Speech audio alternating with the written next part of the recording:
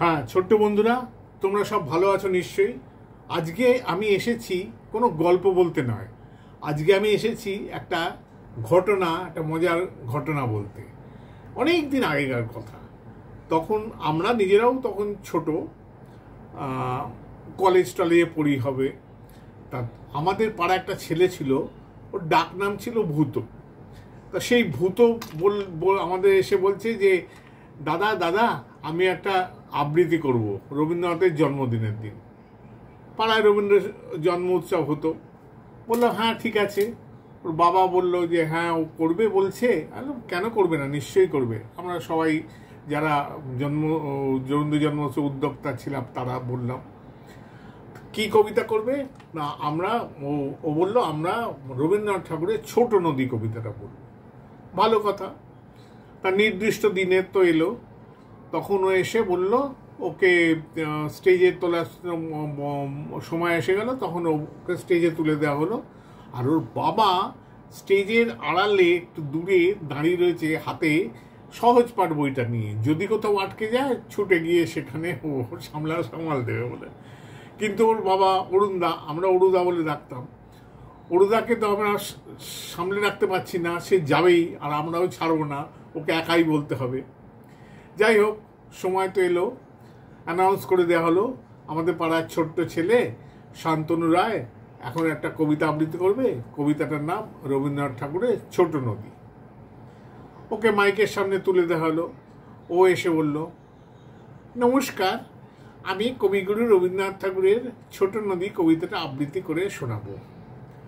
আমাদের ছোট নদী চলে বাঁকে বাঁকে, বৈশাখ মাসে তার হাঁটু জল থাকে।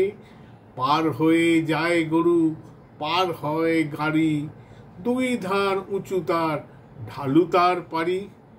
চিক চিক করে বালি, কোথা নাই কাদা, এক ধারে ঘাস বন, ফুলে ফুলে সাদা, ফুলে ফুলে সাদা, ফুলে ফুলে সাদা, ফুলে ফুলে সাদা।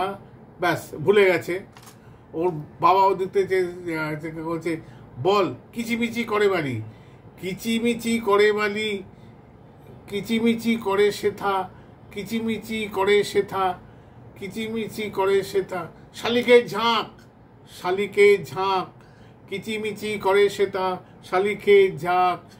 রাতে ওঠে ডেকে ডেকে শিয়ালের হাঁক, রাতে ওঠে ডেকে ডেকে শিয়ালের হাঁক। তীরে তীরে ছেলে মেয়ে নাইবার কালে, গামছার জল ভরি গায়ে তারা ঢালে, গামছায় জল ভরি, গামছার জল ভরি, গায়ে তারা ঢালে, গায়ে তারা ঢালে। ও বাবা বলো না।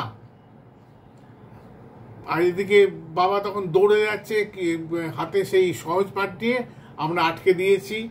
ব্যাস, সেই নিয়ে চিৎকার চেঁচামেচি। তখন বলল ও ওদিকে ওইটাই বলে যাচ্ছে গায়ে তারা ঢালে, গায়ে তালা ঢালে। তারপরে বোধহয় মনে পড়েছে বোধহয় মাটিয়া ছুটিয়া চলে ধারা খড় ধরো, মাটিয়া ছুটিয়া চলে ধারা খড় ধরো। মধ্যিখানের লাইনগুলো সব হাওয়া। তোর বাবা তখন ওখান থেকে চিৎকার করছে দুই কুলে বনে বনে পড়ে যায় সারা। ওর বাবা দুই কুলে বনে বনে পড়ে যায় সারা। তখন যেই বলেছে বাবা দুই কুলে বনে বনে পড়ে যায় সারা, তখন ওর শেষ লাইনটাও মনে পড়েছে বর্ষার উৎসবে জেগে উঠে পাড়া নমস্কার। তা সেই হলো সেই ভূতর গল্প। তো যাই হোক বন্ধুরা, তোমার কেমন লাগলো জানাবে। আবার পরে কোনো মজার কিছু ঘটনা নিয়ে আবার আসবো। এখনকার মতন টাটা।